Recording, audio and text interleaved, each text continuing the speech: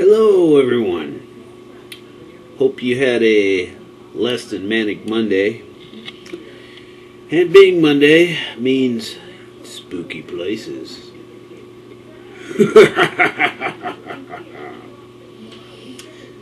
In this week, we shall visit several places across the country.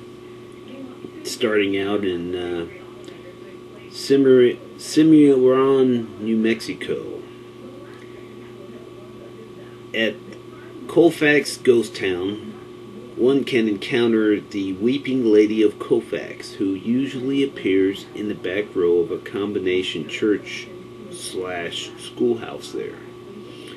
Her spirit still grieves for her 10-year-old son who died of an unknown illness in the late 1800s. Inconsolable grief killed the mother within a month of her son's death. And still at Cimarron, New Mexico, at the Dawson Cemetery, an old silver boomtown cemetery, you might stumble over the ghosts of miners killed in cave-ins. Two separate mining disasters killed most of the men in Dawson, which was abandoned at the turn of the century. It is said that the light of their bright carbon lights can be seen hovering above their graves at night. And we'll move to Jerome, Arizona. The Jerome Grand Hotel. The frightening sounds of moaning and coughing miners who used to work in the old United Verde copper mine are still heard in the halls there. An artist painting a picture of a hospital felt a zap of electric energy when he brushed against a ghostly figure floating through a corridor. The old surgeon house built next door to the haunted hospital in 1917 is now a motel. Interesting. And the last stop for tonight, Amory, Wisconsin. Old Norwegian church dates from 1870, and many parishioners believe it to be haunted.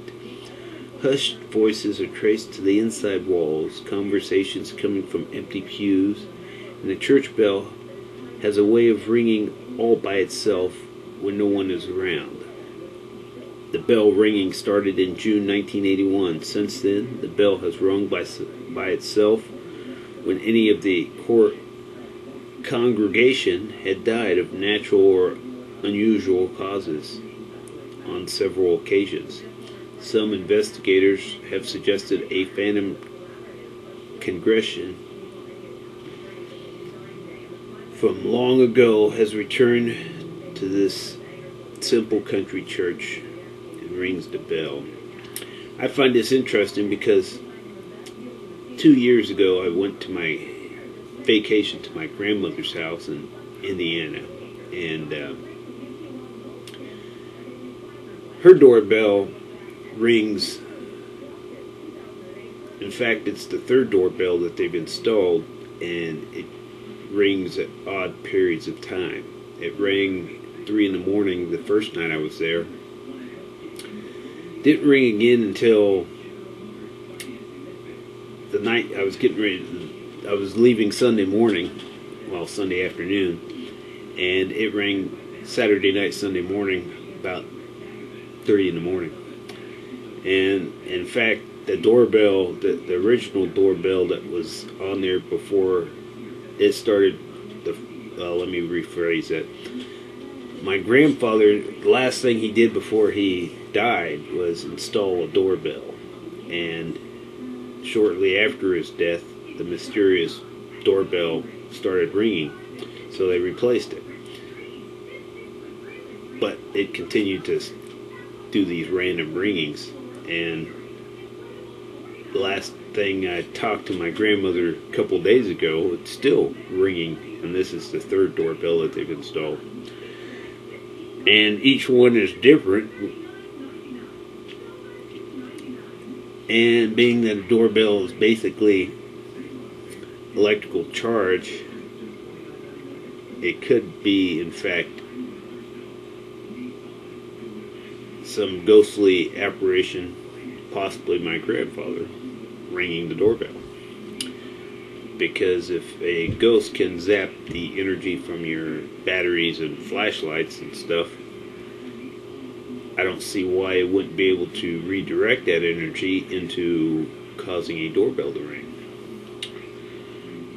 Well, that is it for this week, my friends. Hope you all had a good night. May it be spooky and full of delight.